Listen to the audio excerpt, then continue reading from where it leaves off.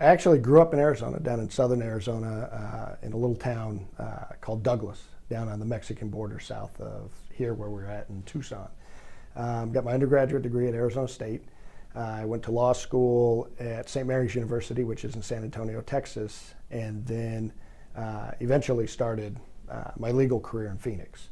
After a few years there, I ended up here in Tucson at the Pima County Public Defender's Office, and after spending a couple of years there, I moved down to Mexico to get my Spanish down, and spent 6 months there, and then started my firm. Zanes Law is primarily a personal injury law firm. I started it in 2003 in Tucson. We have 2 offices here in Tucson. We have 1 office in Phoenix, which we expanded into probably 2 years ago. It's interesting because Tucson and Phoenix are completely different when it comes to certainly places to build a business. My wife and I have lived in Tucson for the last 20 years. We raised our girls here. It's been a great place to be. It's a great community, and we've built a great community here. As we've expanded into Phoenix, the last year we've actually lived in Phoenix 90% of the time, and they're much different cities. Phoenix is much bigger.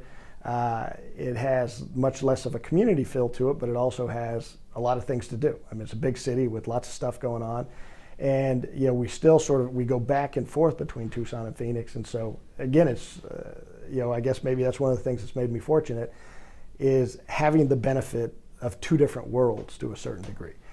2 different challenges. Building a business in Phoenix has actually been a much different experience than building it here in Tucson. I mean, Tucson, we built this business based off of community service, being active in our community was a huge part of just what we built over a long period of time in Tucson. In Phoenix, it's been more marketing driven than Tucson was, certainly in the early days. But I mean, Arizona's great. I'd much rather be here than someplace where it's freezing and it's snowing. The sun's out. It's middle of winter. I mean, you can't beat it. And certainly, Arizona's been fantastic. To me and my family, the people both in Tucson and Phoenix, all the clients we've represented have been fantastic. All the friends we've made have been fantastic. I couldn't think of a better place to live and work than Arizona.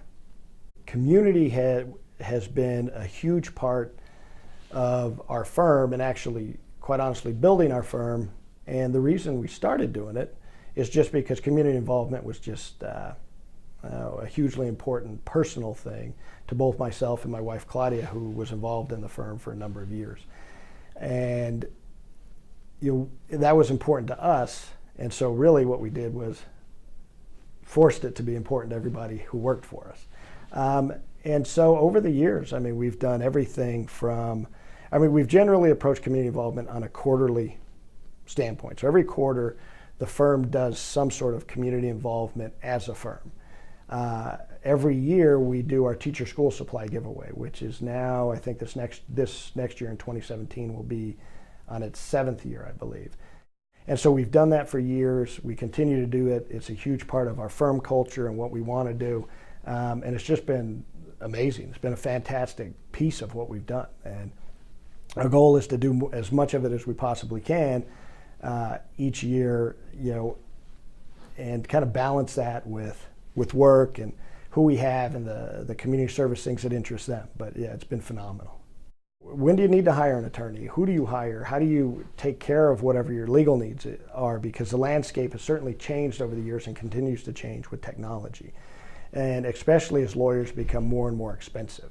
And I honestly believe over the next 20 years, within the legal profession, there are going to be a lot of changes because in a lot of circumstances, lawyers have priced themselves out of the market. When you say to somebody, I'm happy to help you on your divorce, but you have to pay me $5,000. You have to pay me $10,000. Not everybody has that. And so then what happens to those people who need the help? Whether it's self-service kind of through an automated process or through a website or a document preparer, there are lots of changes that are going to go on. And I certainly think, one, if you're a consumer, you really ought to put in the time and the effort into kind of evaluating what your situation is and what the right fix is. And if you're hiring an attorney, who the right attorney for you is. What I can tell you is because we run this firm like a business and we're big, we have no problems financing cases. You know, the money is there to hire the experts we need. The money is there to litigate the cases that we need. I can't say that, if you want to know the truth, about all small practitioners.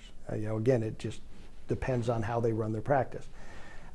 So your research, you know, the attorneys out there, find the right attorney. You may find that you can accomplish what you want to accomplish, for example, by using LegalZoom.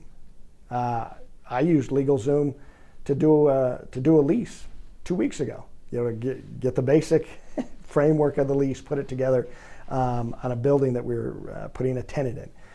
You know, so, you know, attorneys can be sometimes too expensive for what you need.